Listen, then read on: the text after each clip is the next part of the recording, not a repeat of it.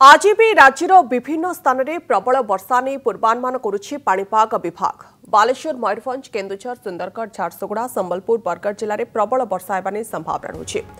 यह सहित अनेक किछि जिले में वर्षा पाई येलो वार्निंग जारी करा जाउछि। आसंताकाली 6 जिले में प्रबल वर्षा होई पारे। तेबे मयूरभंज, केन्दुझर, सुंदरगढ़, संबलपुर, झारसुगुड़ा, बरगढ़ जिला पाई येलो वार्निंग जारी करा जाउछि। आसंता 25 तारीख पर्यंत राज्यर विभिन्न स्थान में वर्षा लागि रहिबो। या परे पागरे परिवर्तन होई पारे। 7 जिले में प्रबल वर्षा ने येलो वार्निंग जारी करा जाउछि। बालेश्वर, मयूरभंज, केन्दुझर, सुंदरगढ़ सहित झारसुगुड़ा, संबलपुर और बरगढ़ जिले में प्रबल वर्षा हेबो एने संभावना रही। या सहित अन्य किछि जिले में वर्षा पाई येलो वार्निंग जारी करा जाउछि।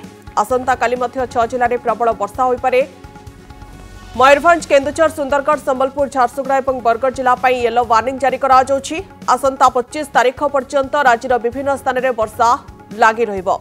या परे पागरे परिवर्तन होई पारे।